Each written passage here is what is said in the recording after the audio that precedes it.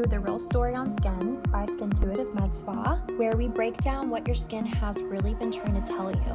We're going to talk about fear-based myths, real science on sun exposure, skin damage, and prevention most people would never talk correctly. In this series, Marley talks through the truths behind skin cancer, sun exposure, and long-term damage. So if you've ever been confused about SPF, tanning, or skin health, you're in the right place. Let's get into it. Hey guys, I am always discussing longevity biohacks with our patients, but this one is a real tricky one.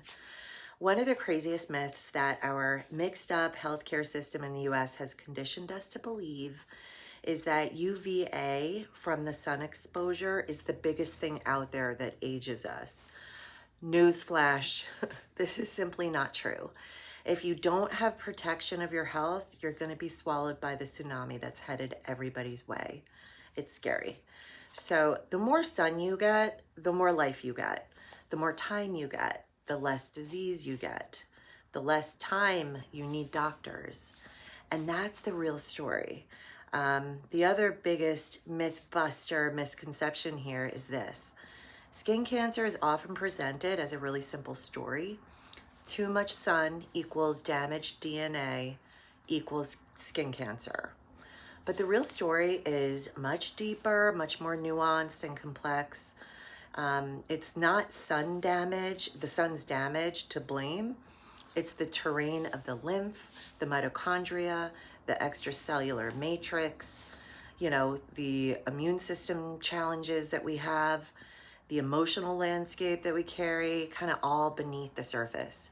So skin cancer is not only a UV problem, it's a terrain imbalance expressing itself where the inside world meets the outside world.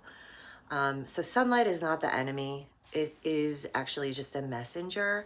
And when the terrain beneath the skin becomes congested and inflamed and acidic and low voltage, immunologically compromised, confused, or permanently changed by the standard American diet, epigenetically changed by the standard American diet, the skin becomes vulnerable to signals it once understood perfectly.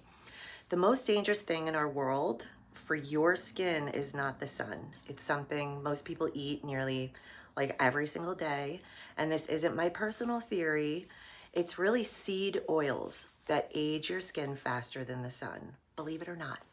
And a multitude of foods either contain seed oils or they're cooked in seed oils. Most of the time when you buy them, these seed oils, they're already heated and, processed at extremely high temperatures. So these toxins get stored in our fat cells, they incorporate into our tissue, and they get stuck there for a really long time. So these seed oils are all rancid oils, but they're also deodorized. So that takes the smell and the taste of the rancid oil away. But just because they don't smell rancid doesn't mean that they're not rancid.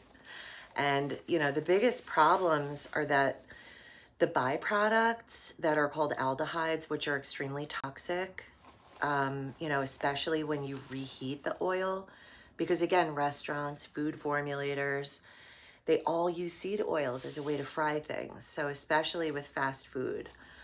So seed oils oxidize your skin and your everything. And oxidation is like internally and externally rusting out your entire system.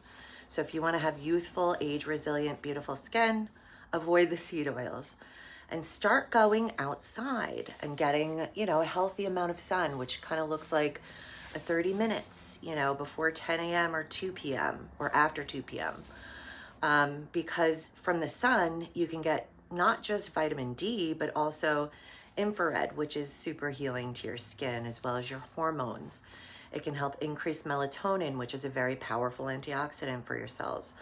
Also, essential for really good sleep health. Sun exposure triggers the production of vitamin D, which acts as a powerful immunomodulator. And so the immune system serves as the body's first line of defense. So vitamin D from the sun enhances antimicrobial peptide production and, improves the skin barrier function. So believe it or not, low doses of UV exposure reinforces the skin's epidermal, barrier, which increases resistance to infections, prevents skin breakdown.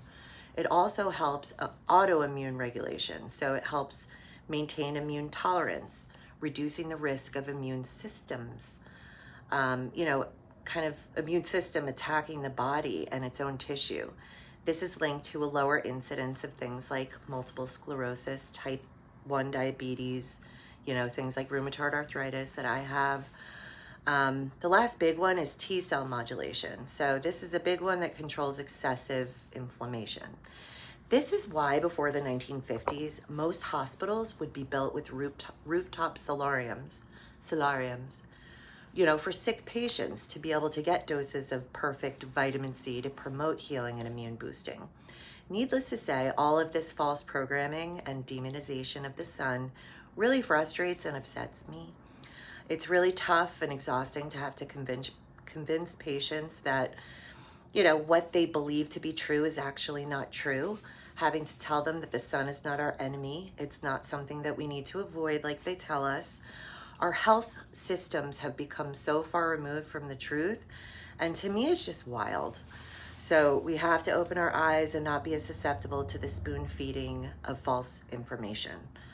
Healthcare should be about prevention, and this is a prime example of the deception. So, moral of the story, go out topless this weekend and just remember to apply your clean, mineral-based, physical sunscreens as opposed to the highly toxic, endocrine disrupting, ironically carcinogenic garbage sunscreens found at most retailers.